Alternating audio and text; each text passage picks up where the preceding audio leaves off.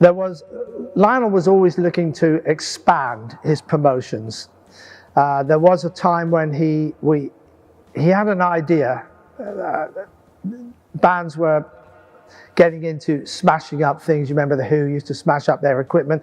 Pink Floyd used to have all sorts of light shows and goodness knows what, so forth. And Lionel had a great idea, so he thought that we would smash up a television set on stage. Lionel decided when we went to smash up our television that was up on the stage, and we were telling people, don't let your children be slaves to the television.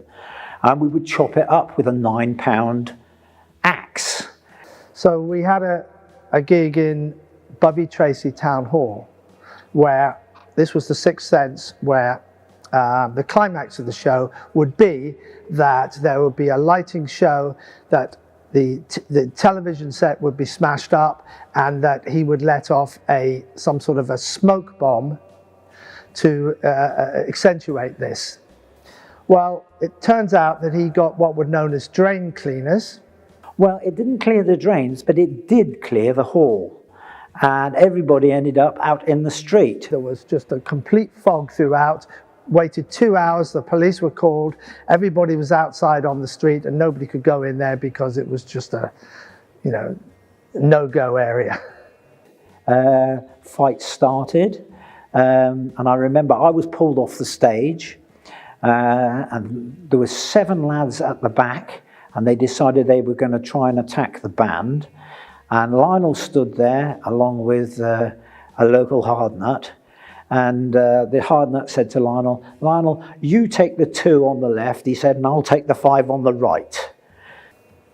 And that was an example of Lionel's different ideas, that some worked and maybe some not so well as others.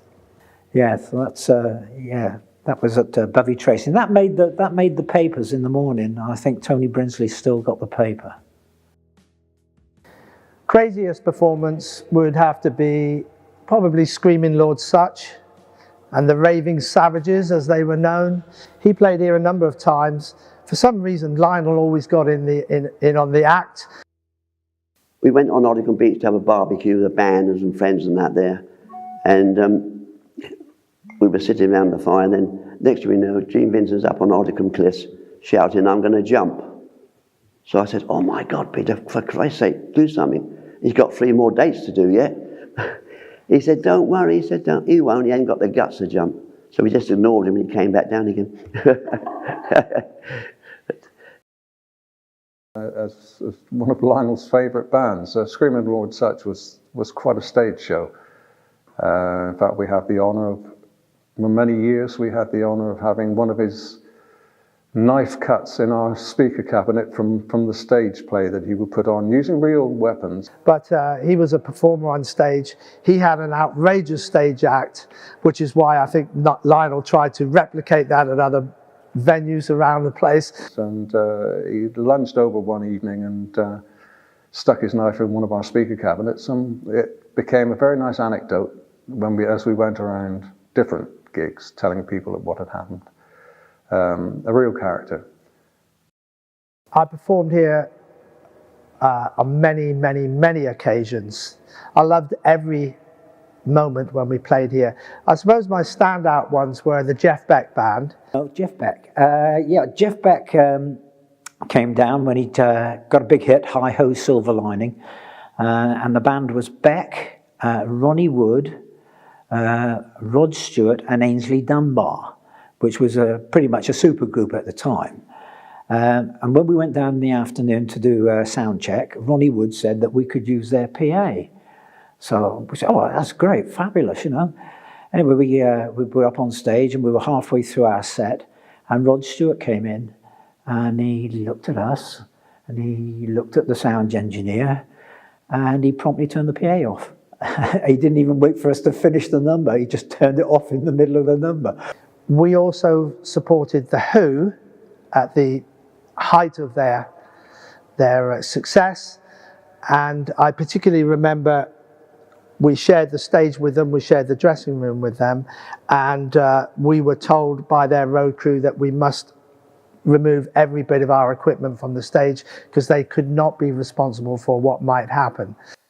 Keith Moon was on drums, Pete Townsend on guitar. They had wild stage act at the time, anybody will remember, and that was a fantastic evening.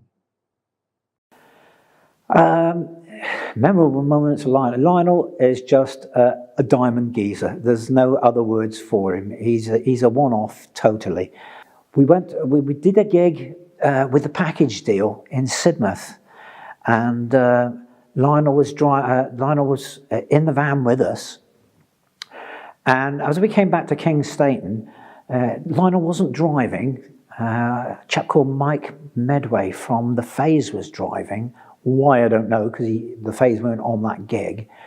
Anyway, he managed to stick the van straight up a wall and a hedge. All the gear came out of the back of the van.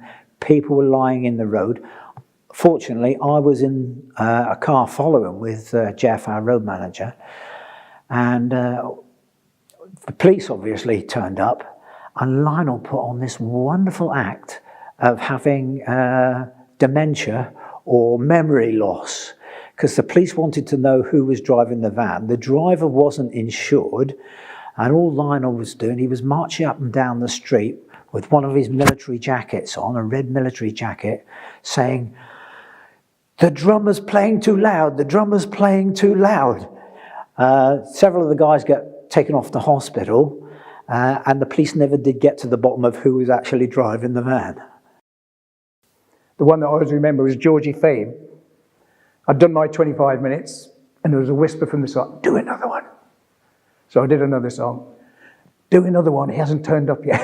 So I did another one. He still has, I did about 50 minutes in the end. And in the end, he's here. So I got off. And Georgie Fame came on, how should we say it, worse for wear. Somebody had put something in one of his many drinks, I think. And he was a bit casual, shall we say, about the gig. I remember they did one number where he stopped at the end, looked at his group and said, "Somebody did something wrong there." And they did the whole number again to make sure. It was like a rehearsal. Memorable moments of Lionel mainly are ones of his, his energy and his crazy behaviour at the time. But because we were all, if you have to remember, we were only in our 16s, 17, 18s, and I'd never met a character like him who, we could say, was eccentric. I think it's probably the best way to state that. But he had an affinity with all things Western, guns, and all kinds of military at the time, and was well known for using his gun with blanks, of course, but in odd sort of places which nowadays you can't imagine would ever be allowed. But very often, I do remember him going through the main street in Torquay, advertising his various different venues that he had, dressed up in Western gear or militaria, when very often a band member of the Barracudas called Andy Cruz had an old World War II Jeep, and they would go down through the town all dressed in militaria and shouting and carrying on to try and advertise to the local venues, or mostly the town hall. So that was my first introduction into Lionel, really, that he was certainly a fun character, there's no doubt about it, but definitely eccentric.